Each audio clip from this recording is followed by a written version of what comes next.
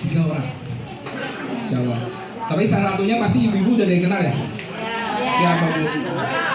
Siapa? Itu di situ yang mana Bu? Yang ditutupin Pak. Oke, Masya Allah. Kenapa Bu? Wenong tahu. Yang sebelah belum. Ini jangan digodain semuanya Bu. Saya panik bulan ibu. Mbak ini Mbak Iin gitu. Oke, bismillahirrahmanirrahim ya. Insya Allah nanti Insya Allah nanti kita mulai dari Ustadz Izzuddin, nanti next sama Ustadz Faris juga. Namanya satu lagi guru saya namanya Ustadz Faris B. Ustadz Faris sebenarnya. Coba panggil Bu ya. Saya kayak ngajarin anak TK nih. Hai Ustadz Faris.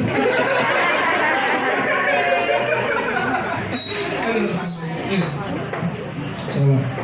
Ibu, benar kan ya? Belakang kedengeran kan ya? Yang sebelah sini gimana Bu? Kok kayak kenal ya? Jelas ya, Insyaallah. Sip, sudah. Ustaz, silakan.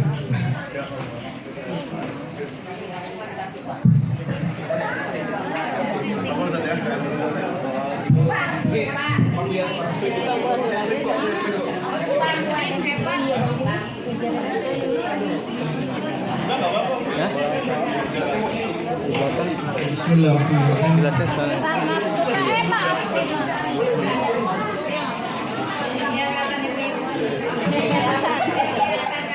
Bismillahirrahmanirrahim. Assalamualaikum warahmatullahi wabarakatuh. Alhamdulillahil azizil ghaffar ja'ala likulli syai'in bimiqdar unzil kitaba wal hikmata litaqwim as-suluki wal afkar.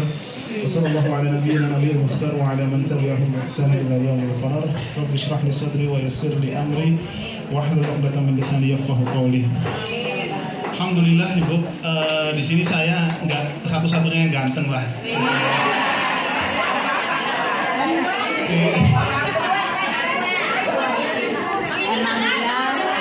Iya, pokoknya nggak satu-satunya saya yang ganteng. Kalau kemarin saya aja yang ganteng kan ya. Kalau ibu-ibunya cantik ya Bu ya. Bukan saya yang bilang, katanya udah luar sah. Baik, alhamdulillah kita bertemu kembali lagi ibu-ibu. Saya tuh rindu banget sebenarnya ketemu sama ibu-ibu ya, insya Allah itu. Jadi senang sekali bisa berkumpul kembali. Mudah-mudahan bisa sering-sering ya Bu ya, insya Allah. Amin amin. Baik, kita mau coba isi materi Bu. Nah ini tambah lagi ini Ustadz Artawijaya beliau. Beliau dua ini adalah guru saya semuanya. Ya, semua itu adalah guru saya di situ. Ya, jadi saya di sini hanya sekedar mukadimah saja, nggak mau terlalu pembahasan yang cukup panjang di situ. Ya, karena biarkan para guru-guru saya yang akan menyampaikan materi yang luar biasa pada ibu-ibu dan gitu kan. Kalau muridnya aja udah ganteng, apalagi gurunya pasti lebih. Insya Allah. Oke ya, insya Allah. Baik. Saya mau coba akan ngambil satu pembahasan, satu angle yang sangat menarik sekali, yaitu kita mau coba satu kata atau satu kalimat yang biasa kita dengar di setiap kehidupan kita, yaitu kata-kata Bismillah Ibu. Ya, Bismillah. Bismillah itu artinya apa Ibu? Dengan menyebut nama Allah. Kenapa kok Bismillah itu terletak di awal surat? Dan kenapa Bismillah itu kita jadikan sebagai pedoman ya, sebelum kita melangkah kita mengucapkan Bismillah terlebih dahulu kita. Nah, kenapa Bu kok bisa seperti itu? Nah gini, ibarat kata ada seorang musafir yang ada di padang pasir. Dia sedang menunggangi unta di tengah padang pasir dan dia sedang bekerja kepada tuannya. Jadi ada bosnya, dia sebagai karyawan di situ. Ya. Nah, seorang yang berada di padang pasir tadi, dia mungkin berada di wilayah yang membahayakan dia. Di padang pasir kadang ada perampok, kadang ada pencuri, kadang ada hewan yang membuat dia bahaya. Artinya, seseorang ini pasti akan merasa bahaya sekali. Tapi orang ini, dia akan merasa tenang Karena apa? Karena dia memiliki bos atau memiliki petinggi yang akan bertanggung jawab kalau toh dia tiba-tiba sakit gitu misalkan. Ya tiba-tiba dia dirampok, jangan khawatir lah. Saya masih punya bos lah di situ. Ya. Nah, coba kita ibaratkan ibu-ibu ya, kita semua yang ada di sini itu seperti musafir tadi. Ya. Lalu padang pasir tadi itu kita ibaratkan seperti dunia kita. Dan bos tadi atau orang tadi ya yang sebagai pemimpin kita anggap itu adalah Allah Subhanahu wa taala. Nah, itu yang akan menjadikan kita ya, ketika kita hidup di dunia, tapi kita memiliki Allah Subhanahu wa taala, sama seperti pekerja tadi. Dia di padang pasir dan dia memiliki bos yang siap bertanggung jawab kepada dia, maka dia tak khawatir kalau toh ada perampok nanti tiba-tiba bos saya yang akan membantu saya. Ya sama seperti kita sebagai hamba Allah berada di dunia ini, kita punya Allah Subhanahu wa taala, kita tak perlu khawatir di situ. Ingat ya kaidah yang kemarin saya sampaikan kepada ibu-ibu semua ya, tidak semua gini. Jadi bisa jadi orang yang tidak punya uang tapi dia memiliki rezeki, tapi bisa jadi orang yang banyak uangnya nggak punya rezeki, atau tadi tidak punya uang justru banyak rezekinya di situ. Nah, berupa keselamatan atau apapun di situ. Nah, dari disitulah kenapa adanya spirit Bismillah di situ, Bu. Bismillah itu artinya dengan nama Allah, artinya dengan menyebut nama Allah di situ. Tandanya setiap aktivitas kita harus berlandaskan kepada Bismillah di situ, ya. Karena apa bedanya orang yang beraktivitas setiap hari ya, misalkan ya ada seorang pelajar, ada seorang guru dan ada seorang pekerja karyawan di situ. Ya semuanya sama-sama bekerja di situ. Yang mereka yang memulainya dengan Bismillahirrahmanirrahim, itu nilainya pasti akan lebih tinggi di situ. Karena apa? Karena ada spirit akhiratnya di situ. Nah, saya tak hanya dapat gaji di dunia saja, tapi saya pun juga dapat akhiratnya juga di situ. Makanya kenapa Bismillah itu dijadikan sebagai pedoman bagi hidup kita, agar setiap aktivitas kita itu memiliki nilai pahala di situ, ya, memiliki nilai keberkahan di sana, ya. Baik. Allah Subhanahu wa taala merincikan tentang bagaimana spirit menyerahkan diri kita pada Allah Subhanahu wa taala itu dalam surat Al-Ikhlas. Di sini ada yang belum hafal surat Al-Ikhlas? Insyaallah udah hafal ya. Atau jangan-jangan di setiap sholat itu kulhu itu aja ya. Tahu saya juga gitu. Iya. Ya artinya kita semua sayang banget lah sama surat Al-Ikhlas di situ. Tapi coba kita perhatikan dalam surat Al-Ikhlas itu ada nggak tulisan Al-Ikhlas? Qul huwallahu Allah lam yalid wa lam yulad wa lam yakul lahu kufuwan ahad. Ada kata-kata Al-Ikhlas nggak di sini?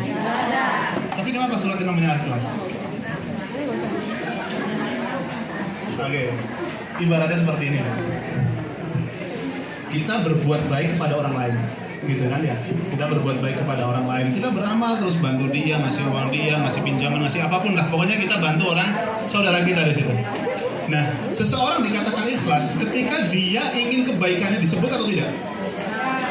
Nah, orang yang namanya orang ikhlas itu ketika dia memberikan bantuan kepada orang lain, nggak mau kebaikannya itu dipandang oleh orang lain, gitu.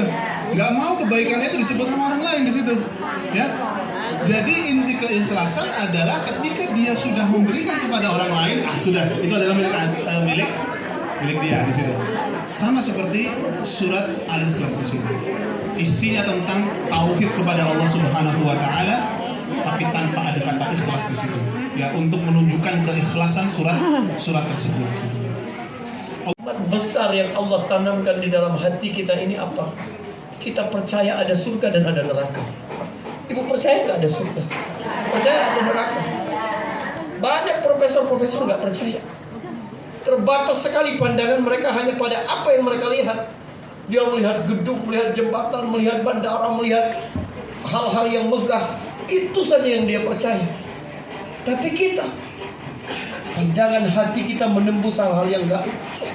Dari sejak kecil kita dididik oleh orang tua kita dulu, agar kita percaya dengan hal-hal yang bahkan belum kita lihat. Subhanallah. Ini nikmat besar sekali. Otak manusia ini tidak dirancang untuk menyelesaikan semua masalah. Tidak. Otak kita ini dirancang untuk dapat mengabdi kepada Allah Subhanahu wa taala. Sebab Allah menciptakan kita ini untuk mengabdi sama Dia. Maka fisik kita, akal kita, hati kita, semua untuk apa? Untuk tunduk kepada Allah Subhanahu wa taala. Dunia ini artinya nggak ada apa-apa sama sekali. Ya Allah, ada satu orang nanti di akhirat itu dilihat manusia sangat istimewa, terhormat, karismatik, semua orang mengeluh-elukan. Tapi nanti di akhirat tidak ada artinya di sisi Allah Subhanahu wa taala, tidak ada arti. Akan didatangkan seorang ya, ar-rajul saminul azim.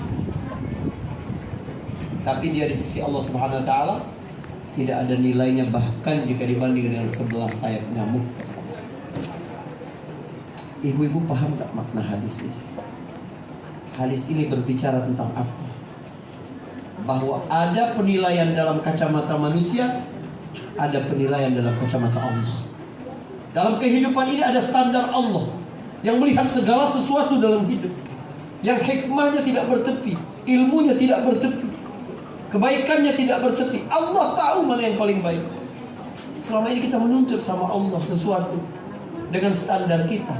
Enggak, kata Allah, kamu kalau dikasih ini kamu lupa, kamu dikasih. Mungkin kita memandang ini dengan orang-orang yang diberikan kehidupan dunia, tapi demi Allah ibu-ibu, demi Allah, kalau Allah berikan seluruh kehidupan dunia ini, tapi itu membuatmu lebih jauh selangkah saja dari Allah, maka hakikatnya itu adalah musibah. Sebaliknya, kita diberi keterbatasan, kekurangan, sakit, ya, diberikan banyak kesulitan-kesulitan dalam hidup, tapi itu membuat kita lebih bersandar kepada Allah, kata Ustaz Yusuf. Lebih membuat kita percaya kepada Allah mengatur segalanya. Damai hati kita ada di situ. Maka itu adalah anugerah yang besar sekali di sisi Allah Subhanahu wa taala. Kenapa kita dapat merasakan damai di tengah himpitan-himpitan kesusahan hidup? Gak ada orang yang benar-benar terbebas dari ujian dunia, itu gak ada. Kita melihat orang keluar dari mobil mewah, keluar dari rumah mewah, keluar. Banyak sekali persoalan mereka ini, banyak sekali. Ya, anaknya korban ini kena pergaulan bebas, narkoba, istrinya nggak patuh, bertengkar setiap waktu. Coba banyak. Tapi urusan kehidupan ini semuanya adalah urusan ujian-ujian dari Allah Subhanahu wa taala.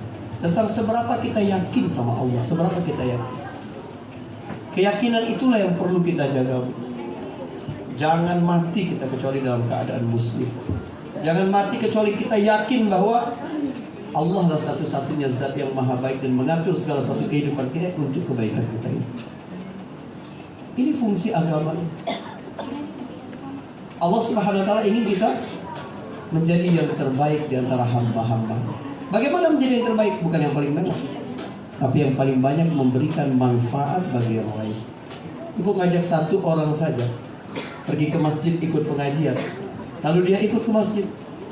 Setelah ikut pengajian itu dia menjadi lebih berani berharap sama Allah, menjadi lebih bersangka baik kepada Allah Subhanahu wa taala. Itu pahalanya luar biasa. Amalan hati itu jangan diremehkan. Pahala itu bukan cuma didapat dari ruku, sujud, pergi umrah, pergi haji. Ada amalan-amalan yang tidak terlihat di mata manusia, tapi sangat besar di sisi Allah Subhanahu wa taala. Ini besar sekali. Kita menjaga prasangka sama Allah Subhanahu wa taala. Sulit kita menjaga prasangka baik sama Allah itu. Sementara kehidupan kita ini nggak ada yang lengkap. Macam-macam bentuk ujian manusia itu macam-macam.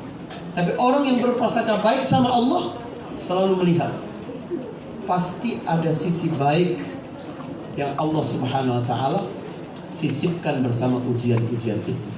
Itu saja yang kita inginkan. Itu saja yang kita bawa mati nanti. Lalu di akhirat ketika kita dipanggil, dihisab oleh Allah Subhanahu wa taala, ya Allah, aku menjalani kekurangan-kekurangan dan kesempitan-kesempitan dalam hidup. Aku gak pernah berprasangka buruk kepadamu. Maka apakah mungkin engkau melemparkanku ke neraka sementara aku telah berprasangka baik kepadamu dari dunia sampai sekarang di akhirat, insyaallah.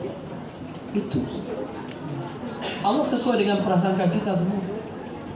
Makanya tadi bagus sekali Ustaz Uzudin bukan. ucapan Bismillahirrahmanirrahim harus selalu menemani kehidupan kita. Dengan nama Allah yang Maha Rahman dan yang Maha Rahim. Dengan nama Allah, coba bayangkan. Apa artinya kita mengucapkan Bismillah?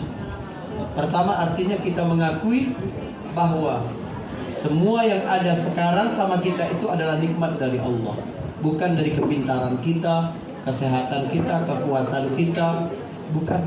Tapi dia kebaikan Allah Subhanahu wa taala. Saya mau minum, saya mengucapkan Bismillahirrahmanirrahim. Berarti saya mengakui air ini dari Allah Subhanahu wa taala. Dari mana air ini? Enggak, tadi kok Pak Rofi kasih saya air. Emang dia bisa bikin air? Dia cuma bawakan. Tapi air dari siapa? Dari Allah Subhanahu wa taala. Kita sering lupa merangkai seluruh rangkaian kenikmatan itu awalnya dari siapa itu kita lupa. Kita kasih anjing minum, anjing itu akan mengelus-ngeluskan, menggosok-gosokkan ekornya itu ke kita sebagai ucapan terima kasih, mengakui bahwa kita yang kasih.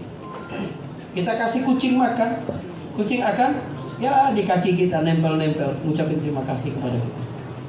Tapi kita ketika dihidangkan, ketika kita menghidangkan teman-teman kita makanan-makanan bermacam-macam ini, 4 sehat, 5 sempurna, 6 kolesterol, 7 darah tinggi, 8 ya asam urat gitu.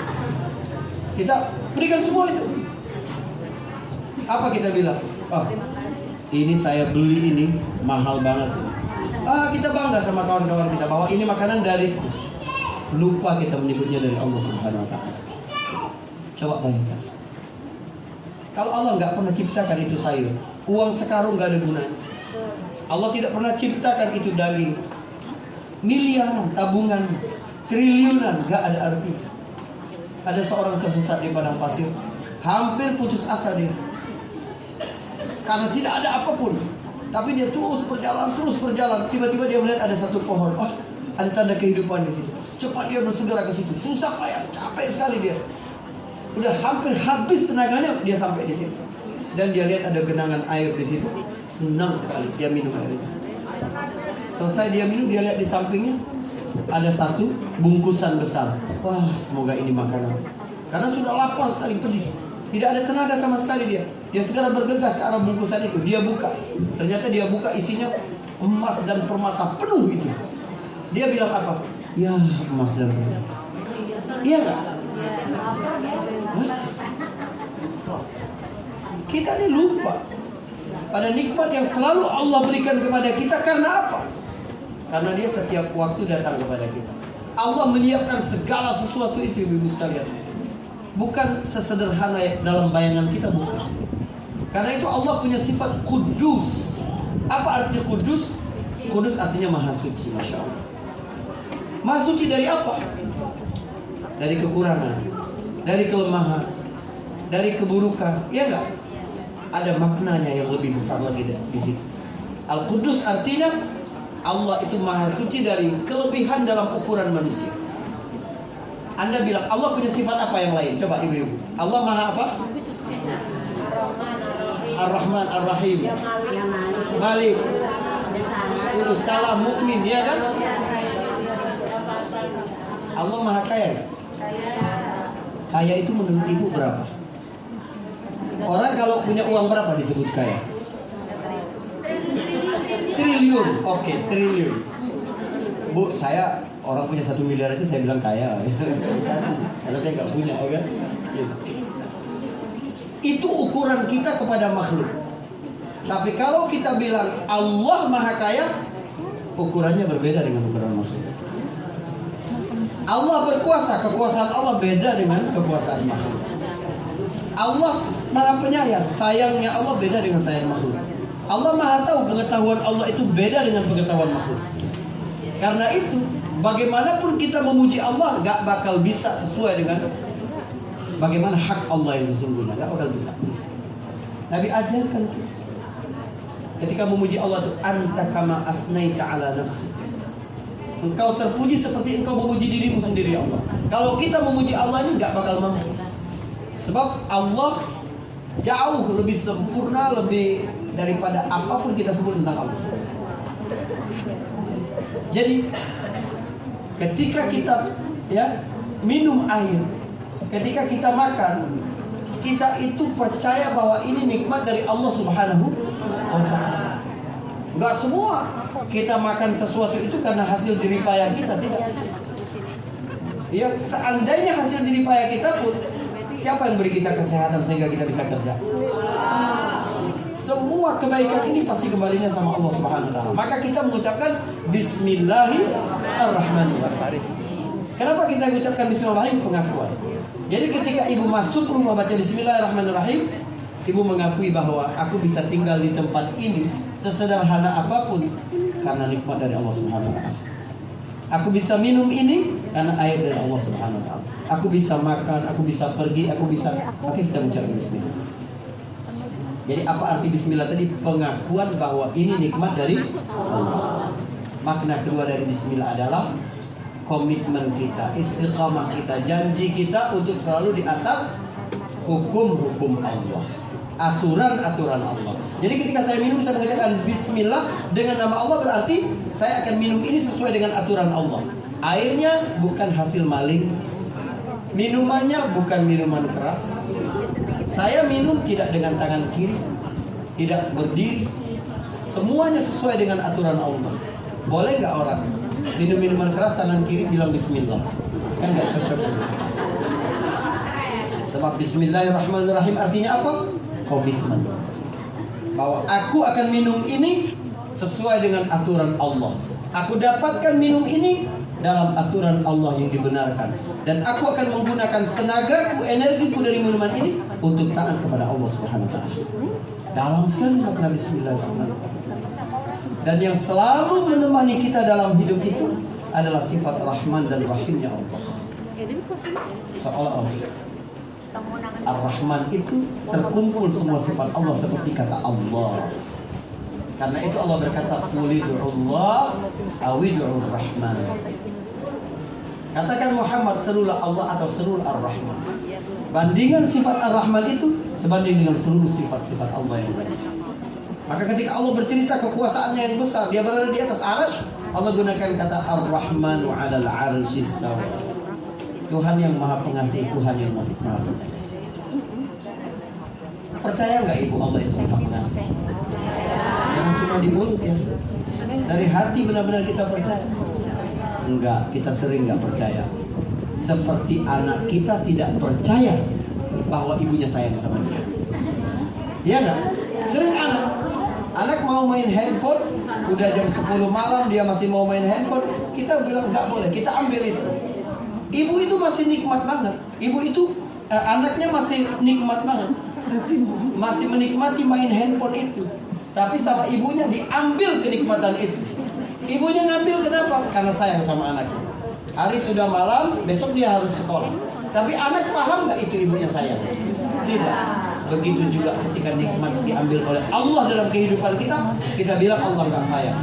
Padahal Allah ingin kita tidur cepat, tapi bukan tidur benar. Dimatiin.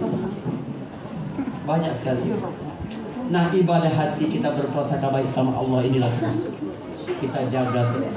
Karena yang selalu menemani kita adalah Allah yang Rahman, Allah yang Rahim. Masya Allah. Jadi singkat sekali kesimpulan dari yang saya sampaikan. Jangan pernah berprasangka buruk sama Allah Subhanahu wa Ta'ala. Insya Allah Allah akan berikan kebaikan buat kita semua. Ini yang bisa saya sampaikan, ibu-ibu semua. Terima kasih banyak ya. Yang bahagia sekali saya bisa silaturahim seperti ini. Insya Allah Allah berikan kita kesempatan untuk berjumpa juga di surga. Insya Allah. Kita tambah dari Ustaz Wijaya, silakan.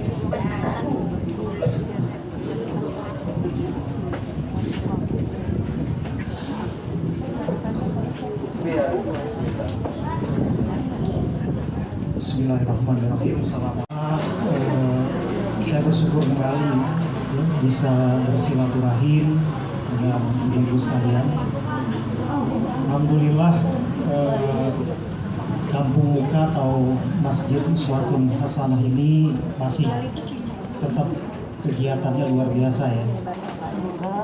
Kalau yang sudah tinggal di sini 15-20 tahun ke belakang tentu masih ingat ya, ada seorang ibu yang gemuk, ya kan, yang energik, semangat. Namanya siapa? Ya Allah yarhamhu. Beliau sudah wafat. Beliau membina kampung duka ini dengan Ustadz Salim, dengan Ibu Pri, kemudian dengan kami dan teman-teman sekalian. Ya. Alhamdulillah perjuangan beliau terus berlanjut walaupun sudah tidak ada. Ya. Kita doakan mudah-mudahan beliau, orang-orang yang telah mendahului kita itu mendapat rahmat yang luas dari Allah Subhanahu wa taala. Dan juga kita berdoa Ustadz Salim Abdullah ini sekarang lagi sakit, ya, sedang dirawat di Tangerang, ya. Kita doakan, makanya nggak bisa hadir pada siang hari ini. Kita doakan mudah-mudahan beliau diberi kesehatan oleh Allah Subhanahu wa taala. Nah, ibu-ibu sekalian yang dimuliakan Allah, tadi tentu kita sudah banyak mendengarkan nasihat, ya, mendengarkan tausiah dari para guru kita. Kita mudah-mudahan termasuk orang-orang yang selalu berusaha untuk semangat, ya, dalam mendengarkan nasihat, dalam belajar, dalam menuntut ilmu, sehingga kehidupan kita ini, ya, bisa bahagia di dunia dan selamat di akhirat. Saya dan teman-teman di Yayasan Al-Mustadafin ini memang belakangan ini sudah jarang kesini karena kita punya proyek atau punya kegiatan di Cimanggis Depok. Ya, kita bikin pesantren tahfidz. Anak-anak sini juga ada yang dikirim ke sana. Kita mendirikan pesantren tahfidz dengan teman-teman. Kita bilang ke Ustadz Salim siap untuk bisa mengelola ini dengan teman-teman yang lain. Dan alhamdulillah ternyata memang banyak kerjasama, ya, bantuan dari para relawan, dari para lembaga-lembaga yang lain yang membantu di kampung muka ini, sehingga kita dari yayasan sekarang ini fokus untuk mengembangkan pesantren tahfidz Al-Quran di Cimanggis, ya. Jadi kalau dulu kan intens ya, tiap minggu atau tiap bulan kita datang, kita ketemu dengan ibu-ibu sekalian. Ya, belakangan ini mungkin agak berkurang karena faktor tadi, ya, karena kita sedang concern di Cimanggis dan juga di kampung duka ini. Alhamdulillah Ustadz Salim juga banyak bantuan dari para relawan yang lainnya. Saya berpesan kepada ibu-ibu sekalian yang mudah-mudahan harus tetap istiqomah dalam menimba ilmu. Ya, ada Ustadz Izzuddin yang insya Allah siap membina kita, ya, membina ibu-ibu sekalian, mengajar, yang mudah-mudahan selalu diberi kesehatan, itu ya. Kesehatan ini luar biasa, ya, kerja-kerja luar biasa ini insya Allah mendapat ridho dari Allah Subhanahu wa taala. Dan saya juga ingin memberitahukan kepada ibu-ibu sekalian, gitu ya, yang nanti mungkin anaknya ingin biasanya ada Ustadz Fadlah, ya. Ustadz Fadlah itu anaknya Umi Ayat yang juga sering ngisi di sini. Kalau ada yang ingin anaknya sekolah di pesantren tahfidz itu, ya, kami persilahkan, nanti bisa hubungi Ustadz Salim, bisa hubungi Bu Ida, gitu, atau Bu Pri dan lain sebagainya. Insya Allah kita fokus membina anak-anak di sana, belajar Quran, menghafal Al-Quran, ya, belajar ilmu agama yang nanti juga menjadi bekal untuk mereka nanti berdakwah di sini, gitu ya. Jadi harus ada regenerasi, ya, harus ada regenerasi.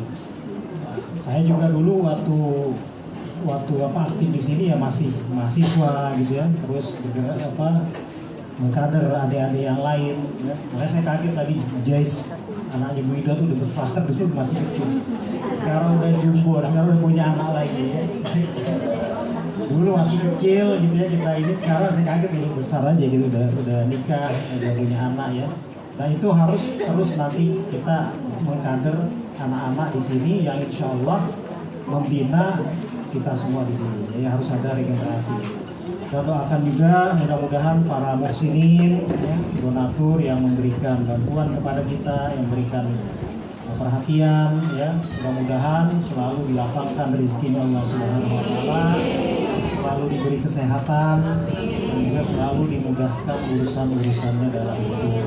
Kita berdoa mudah-mudahan kebaikan-kebaikan yang selalu diberikan kepada kita ini menjadi amal yang memberatkan di akhirat kelak, amal saleh yang memberatkan timbangan di akhirat kelak. Demikian dari saya ya pada siang hari ini, dan mudah-mudahan ibu-ibu sekalian ya berkomitmen untuk selalu hadir di majelis ilmu ya. Kita udah satu Zuhid udah siap insyaallah ya. Demikian, terima kasih. Assalamualaikum warahmatullahi wabarakatuh.